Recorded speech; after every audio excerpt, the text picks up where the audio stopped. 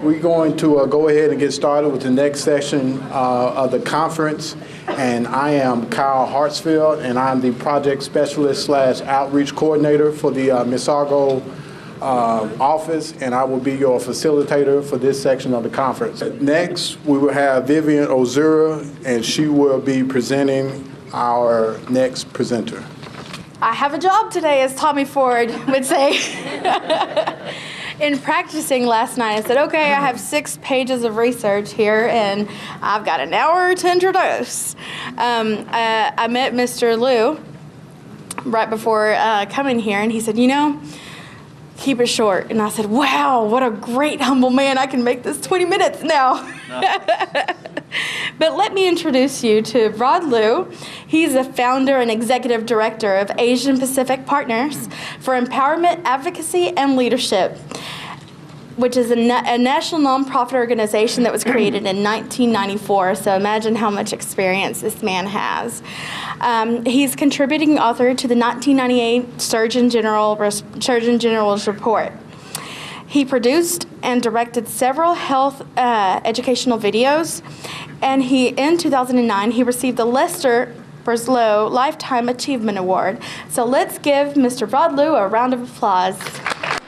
Thank you for that kind, short introduction. I really appreciate that. It is certainly a pleasure to be here. I wanted to particularly thank Dr. Evans-Lee and Dr. Johnson for inviting me here today. This is my first trip to Arkansas and have experienced nothing but hospitality and warm greetings, so thank you for that. I never expected to be here. You know, this is my first time to Arkansas, but I never expected to be here. When I was 12 years old, that's when I started smoking cigarettes. I smoked through high school and college, and I never expected to be here because I barely made it through high school, barely got to college, and I never expected to be here because I didn't know what I wanted to do. I eventually came into the area of public health, but I never expected to be here because when I did public health, I was interested in infectious disease, working globally, working overseas. So I never expected to be here because that was quite some time ago. And I think tobacco control, tobacco disparities, sometimes there are people who never expected to be here.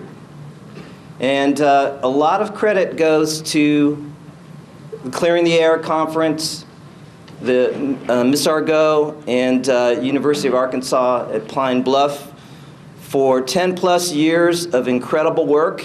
Give yourselves a round of applause. And I can tell you, I've traveled across many different states. And I can tell you that there has not been many states that are able to claim that there is an ongoing state-funded tobacco control prevention program for communities of color. So that is in true being a pioneer in this work. And I want just to recognize a few of you who've been doing this work for a while. First of all, how many of you never expected to be here? Let me see a show of hands. Okay? And how many of you have been doing this work for, say, 2 years or less? Show of hands. Okay? How many have been doing it between 2 years and 5 years? How about 5 to 9 years? Okay, how about 10 or more than 10 years? And can we just get you to stand? Those of you who've been doing it 10+ years, and let's give them a round of applause. Because indeed, you are the ones that have set the stage for this to happen. And certainly you are the ones that have guided the efforts and are going to be able to guide and provide direction to all the others that are working on this. But it isn't just those who've been doing this 10 or more years that we need in this work.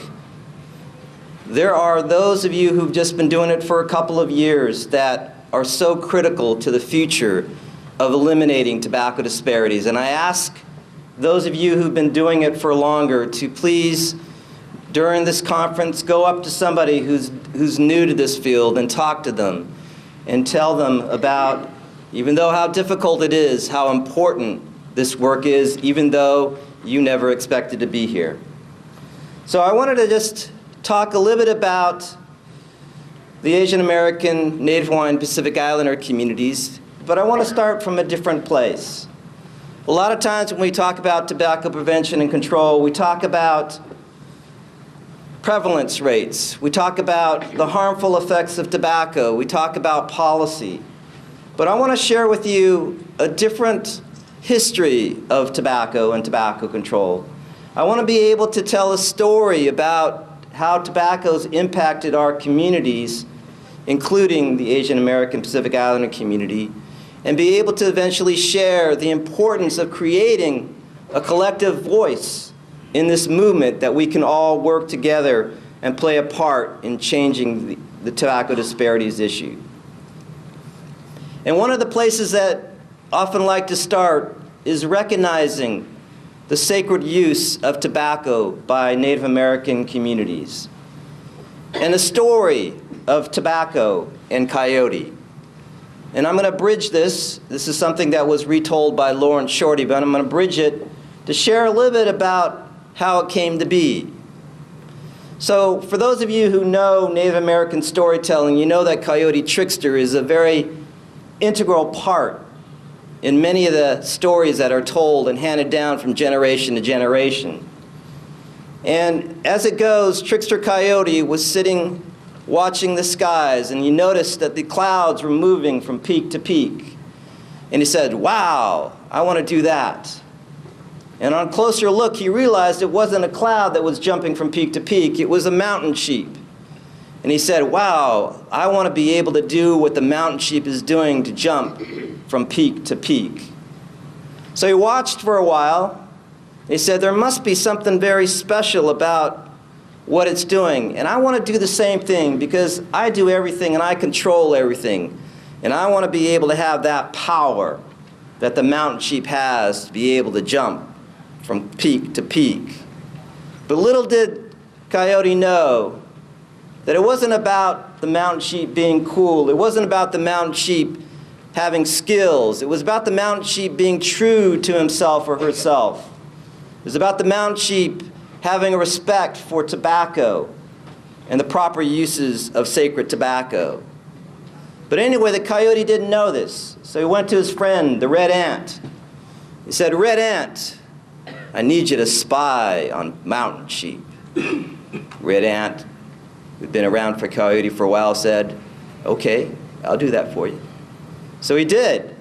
And the red ant watched mountain sheep, and he watched this long process of being able to grow the tobacco, pray to the Creator, be able to use sacred tobacco in the only way that it was meant to be used, for healing and with sacredness and respect.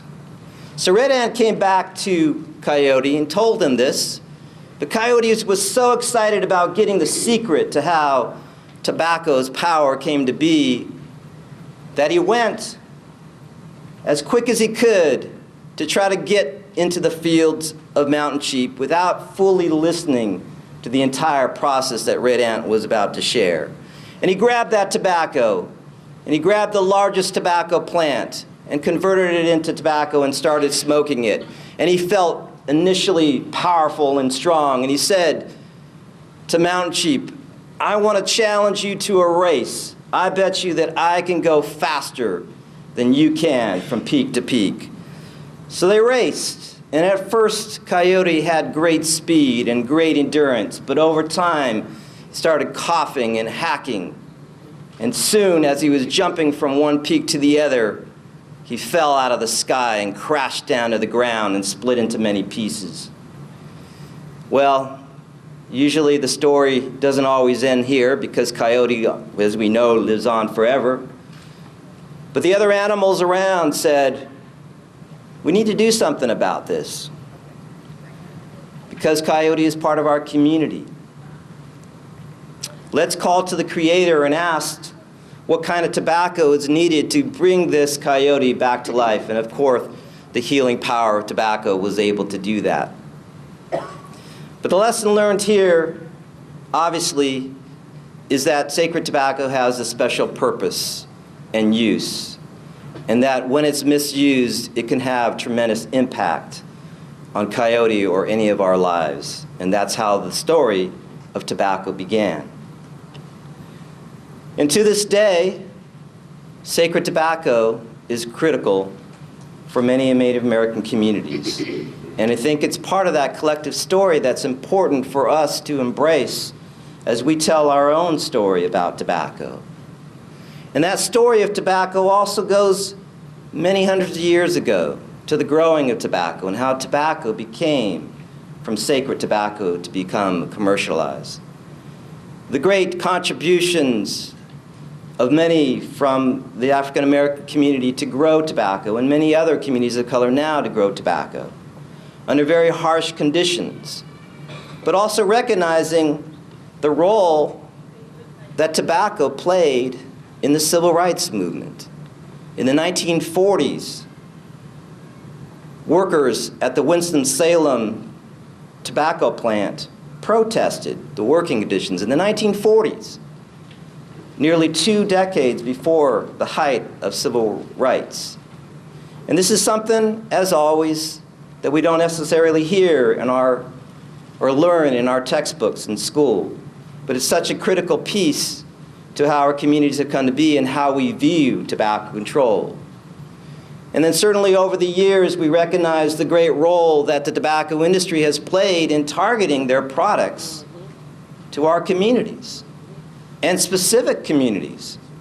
We all know about the history of X-cigarettes or Uptown cigarettes, but there are other campaigns that the tobacco industry has used to target, whether it's using sacred Hawaiian images to market Kauai Kolora cigarettes, or the use of American Spirit to pretend that it was a sacred product. And we know about the impact tobacco has had in many different ways, whether it's prevalence, lung cancer, other cancers, impact by secondhand smoke. But when we talk about disparities, it isn't just prevalence, it isn't just cancers. There are other ways to look at disparities, and that's really important.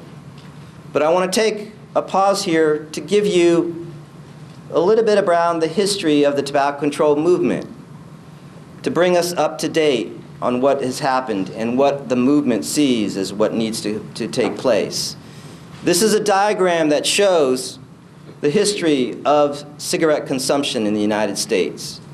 And as you can see, there was a great gradual increase until cigarette consumption reached its height in the mid-1960s, but then has been slowly decreasing since that time. And at that height, you will notice that there are key events that have taken place which have had some great impact on tobacco use, whether it's the first Surgeon General's report, or the beginning of the non-smokers' rights movement, or federal legislation being able to monitor the targeting that the tobacco industry does. And so we recognize that policy change has been critical in our work around tobacco prevention and control. And indeed, there has been a paradigm shift from what used to be individual behavior change, where you work with one person at a time, to working on what's called environmental change. And this is in direct contradiction to what the industry will tell you is an individual rights issue. They will say, it's up to you as an individual whether you decide to smoke or not. But as we know, it's more than that. The tobacco industry has played a great role in that.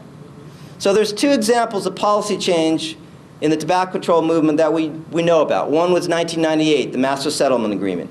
The other was the 2009 Family Smoking and Tobacco Prevention Act signed into law by President Obama. Both were seen as great successes in the movement. 10+ years later, for the Master Settlement Agreement, the question remains, how did the monies get spent? Here in Arkansas, that money that was dedicated to tobacco control, communities of color, has still been there. But for many other states, it's not that case. And we need to really think about what power does policy change have, and what do we have to incorporate into it? And then the most recent legislation around the Family Smoking Prevention Act. That includes the regulation of cigarettes, but it doesn't necessarily include other products. It doesn't include mentholated cigarettes, which many of our communities use, particularly African American communities. It doesn't include little cigars and cigarillos. Does anybody know the difference between little cigars and cigarettes? Anybody? Tags. The tags. So this is a pack of little cigars, and this is a pack of cigarettes. Primarily, the only difference between these two is the color of the paper. This is regulated, this is not regulated. So you can see how the tobacco industry has found ways to get around policy and legislation, and we have to be aware of what those things are so that we can take action against that. And I want to share a little bit more about that. So these are some of the unintended consequences of policy change. And if you look at a map of the US by state, and the percentage of the population covered by 100% smoke-free workplace laws, you can see a great disparity in the coverage. The darkest colors, I think that's a purple, are 100% covered. Those with lighter colors are less covered. And you can see here in Arkansas that it is less than 1%. And this is back in 2011. So there's a lot to look at in this, but if you look at where in the country, you will see the lighter colors. Where do you see this happening? Where on the map do you see less coverage? In the South. Okay? So is that a coincidence? Okay? So think about that. We also recognize that funding has gone down in many states, and I'm not going to stay on this one too long, but in California, which has been seen as a state that has pioneered tobacco control policy change, there's been a great reduction in funding, and this funding would intentionally go to our communities. And I've already talked about the adaptation. But one thing we don't talk about enough in the tobacco control movement, we don't talk about in public health necessarily, is the changing demographics in our country. What does our country look like now? What's it going to look like 20 years from now, 30 years from now, 40 years from now? In 2050, the majority population in the United States are going to be communities of color. Are we prepared for that? I would say no. We need to continue to make those who are creating policies aware of the great change that is already happening. Because if we don't, if we get to that 2050 and communities are not involved and engaged in tobacco prevention and control, we are going to be in a serious problem. So, I was specifically asked to talk about Asian Americans and Pacific Islanders. And I was telling a friend that I was coming to Arkansas, and they said, Asian Pacific Islanders in Arkansas? And I go, yeah, you know, there's Asian Pacific Islanders in every state.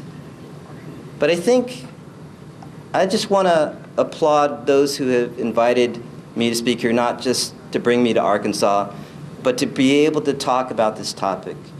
Because when we look at this movement, I believe that it's important for us to learn about all of our communities, regardless of what is the largest population in each state.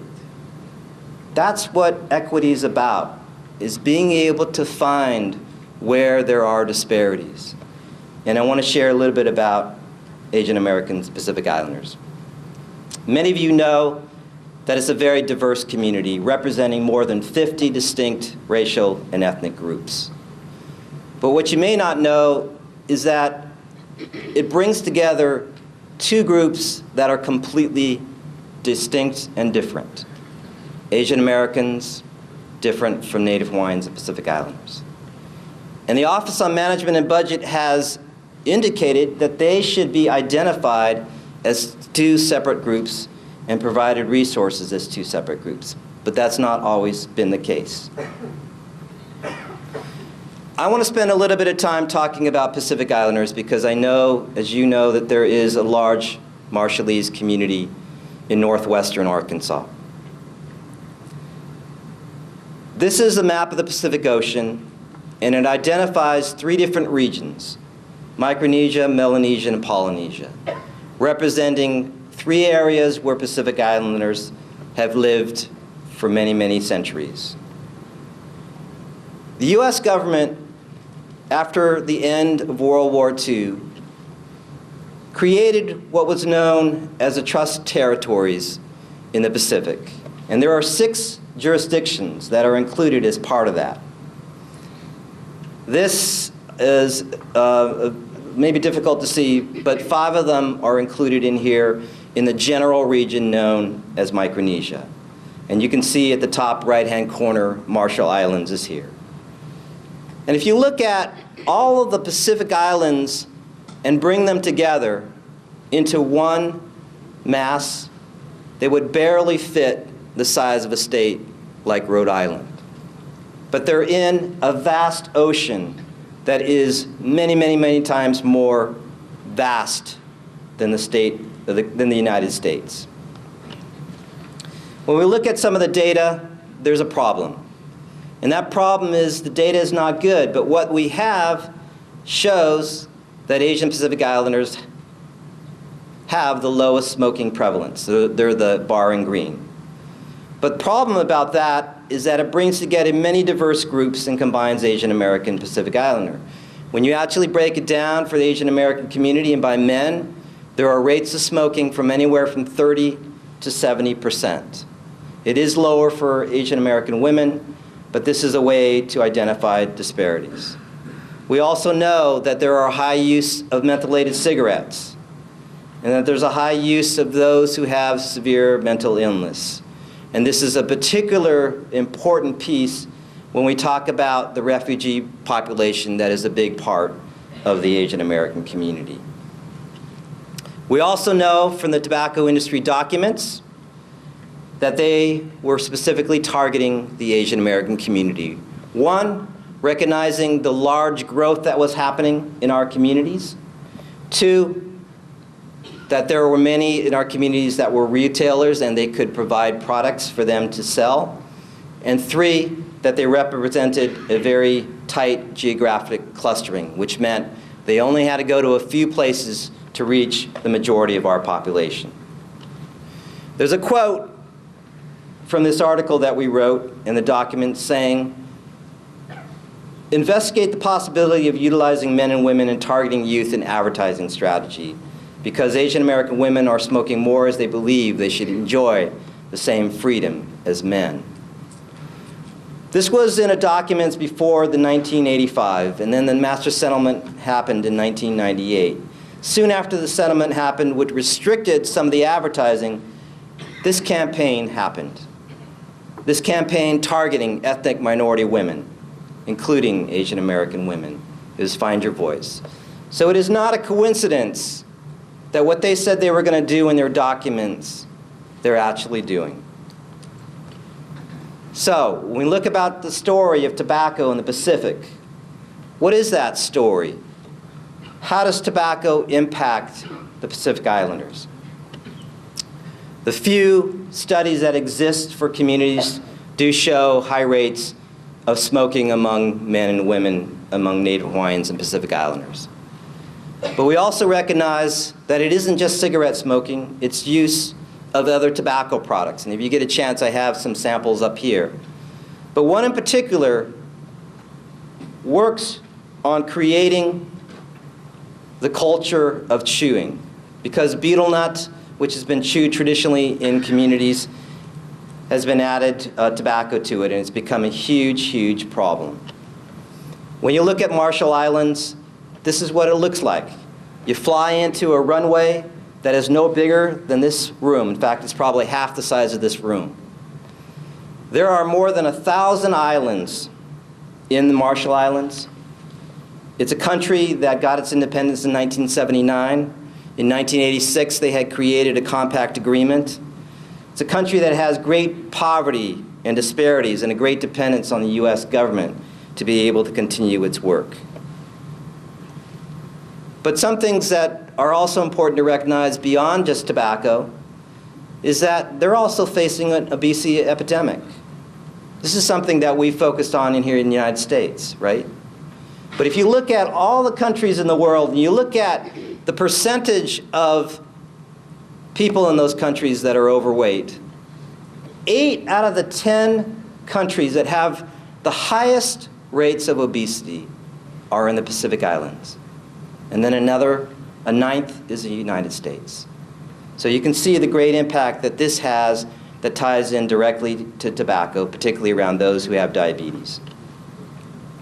But perhaps the single most important event in the Marshall Islands that has happened over the past 50, 60 years has been nuclear testing.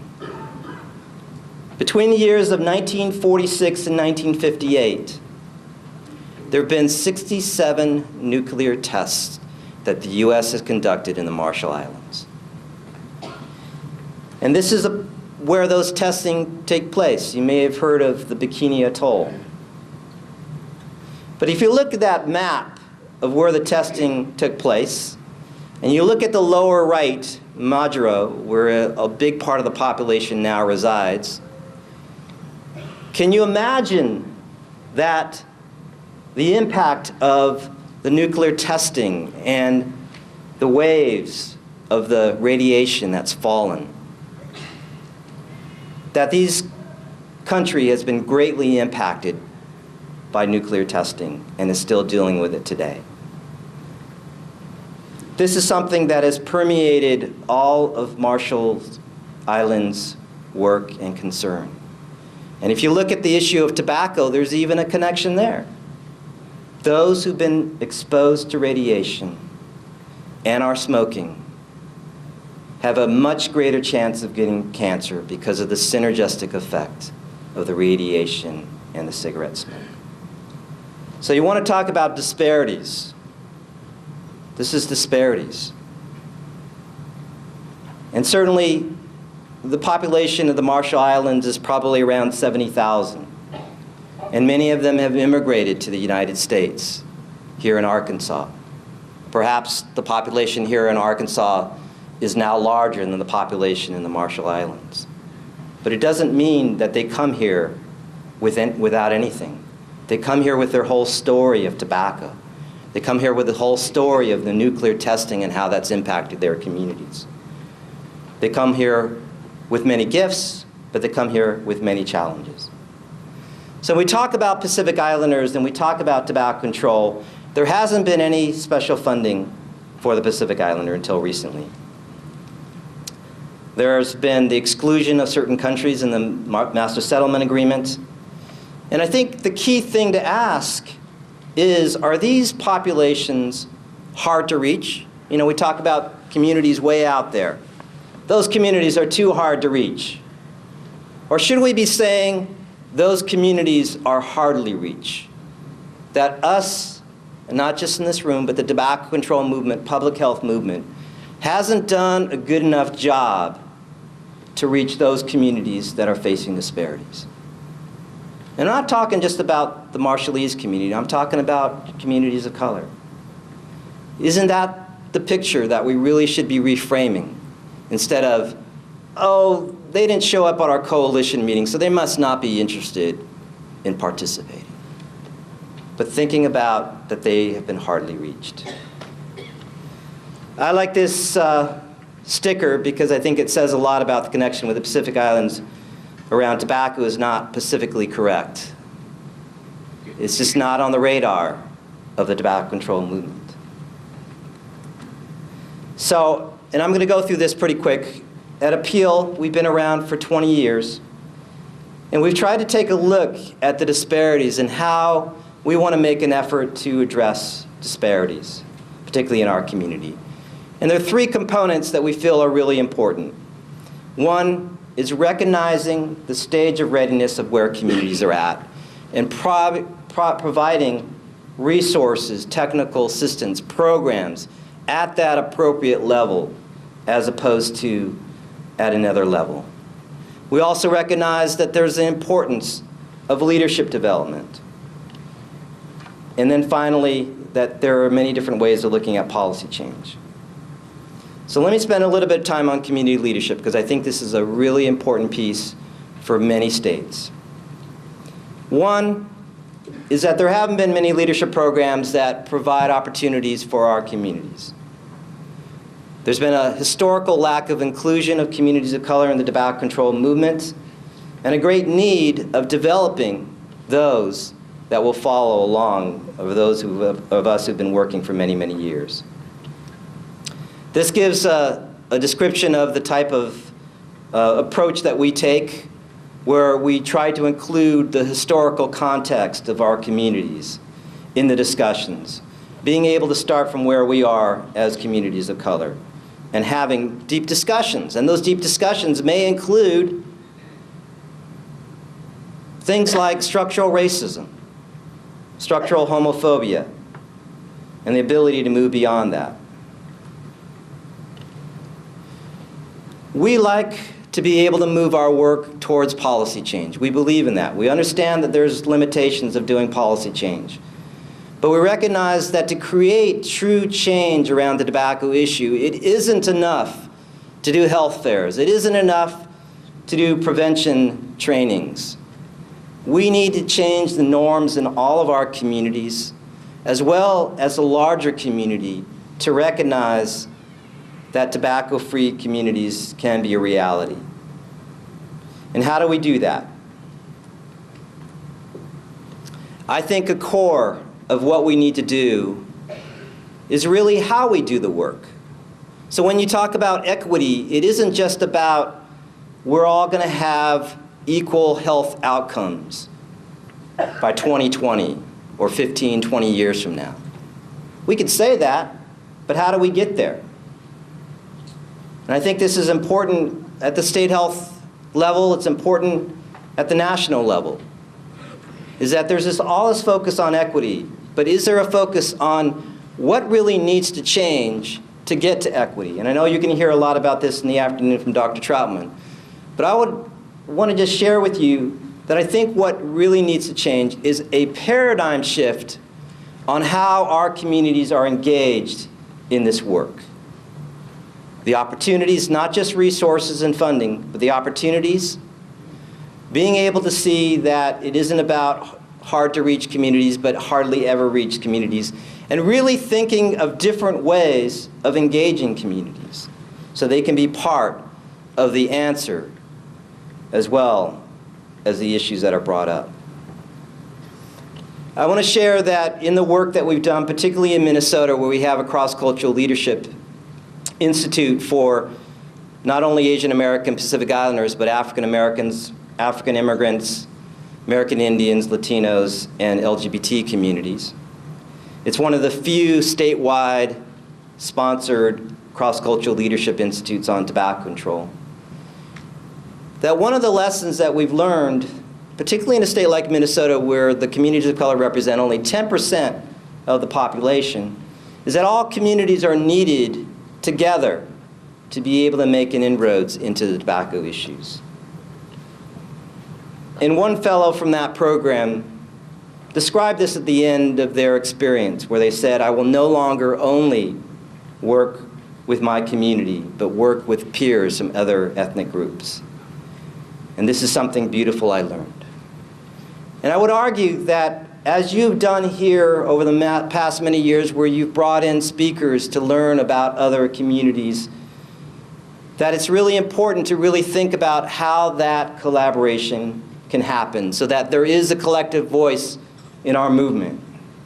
Because I think we realize in California how important that is. We've had 2 ballot initiatives on a tobacco tax over the past 7 years. The first one lost by about 3 or 4 percentage points. And this was after the state had defunded ethnic networks. Well, we all gathered again together last year, right before there was another tobacco tax in June of last year. And that initiative only lost by 20,000 votes in a state the size of California. So imagine the power that we could have if there was greater attention to providing resources and involvement in the policy change movement to communities of color. Imagine the possibilities. And I want to say that there are many different ways that we all can be involved. Certainly, you all are doing great work here in Arkansas, and continue that work. But there's also the way to connect from your state to what's happening nationally. There's a website, www.tobaccopreventionnetworks.org, which houses all 6 national networks on tobacco control. You have the National African American Tobacco Prevention Network here represented. There are 5 other groups as well. The menthol ban debate is happening right now. And you might have seen this report that just came out, which is a citizen's position asking the U.S. Food and Drug Administration to prohibit menthol as a characterizing flavor in cigarettes. And this required all of our communities coming together and being able to talk about the harmful effects of menthol. And it's not over. It doesn't necessarily mean that's going to change policy. But imagine if everybody here in this room wrote letters to FDA as individuals, along with other communities. There would be enough public outcry from our communities to show that mentholated cigarettes is killing our communities. So imagine if we all came together. I just want to end by sharing this because it's re-envisioning the tobacco control movement. It's re-envisioning how we see tobacco and its impact on our communities. This was a poster that was designed by the fellows of the LAMP Leadership Institute in Minnesota with a local artist. And instead of showing just how harmful tobacco and cigarettes is to our community, we did a different take on this. So you'll see front and center the sacred use of tobacco. You'll also see a little bit of the history on the lower left-hand side, the farming, the working in industries. You'll see the power of the protest movements in our community. But what you see most prominent here is a collective lamp, a collective sun of all of our communities representing the wealth of power that we have together. And then you see a wave, and the wave is the action that we can take as communities of color and LGBT communities together. And that action is really important because, as Lorraine Matusak said, vision without action is merely a mirage. Action with vision just passes the time. Vision with action can change the world. So thank you very much. Take care and good luck. Now, Mr. Liu, I want to present you with the Arkansas Traveler Award, and it reads, as an Arkansas traveler who is hereby authorized and commissioned to serve as an ambassador of goodwill from Arkansas to the people of other states, the people of nations beyond the borders of the United States, or wherever this ambassador of Arkansas may hereafter travel or reside. Join me in thanking Mr. Liu one more time.